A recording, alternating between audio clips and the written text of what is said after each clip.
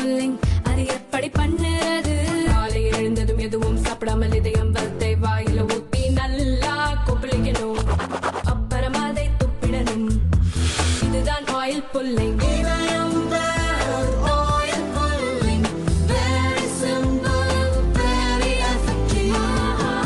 கோவையைச் சேர்ந்த 20 வயது பெண் கல்லூரியில் படித்து வருகிறார்.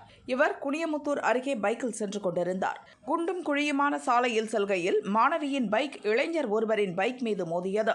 லேசாக சிரித்துக்கொண்டே சாரி கேட்டு மாணவி அங்கிருந்து கிளம்பினார். அந்த இளைஞர் மாணவியை பின்தொடர்ந்தார். சிறிது தூரம் சென்றதும் வழிமறித்து பேச்சு கொடுத்தார். அவரிடம் இருந்து நழுவி மாணவி கிளம்பும் போது அவரின் கையை பிடித்து கை மற்றும் கழுத்தில் முத்தம் கொடுத்ததாக கூறப்படுகிறது. அதிர்ச்சி அடைந்த அந்த மாணவி அலறினார்.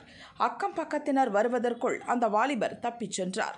நடு ரோட்டில் கல்லூரி மாணவிக்கு முத்தம் கொடுத்த சம்பவம் அப்பகுதியில் பரபரப்பை ஏற்படுத்தியது.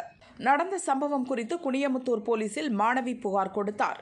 மாணவி கூறிய அடையாளம் அப்பகுதியில் உள்ள சிசிடிவிகளை ஆய்வு செய்து போலீசார் விசாரித்தனர். மாணவிக்கு முத்தம் கொடுத்தது கோவை புதூர் பகுதியைச் சேர்ந்த முகமது ஷெரீப் என்பது உறுதியானது. ஷெரீஃபுக்கு வயது 32. திருமணமாகி ஒரு மகன் உள்ளார். ஷெரீஃபை கைது செய்து கோவை மத்திய சிறையில் போலீசார் அடைத்தனர்.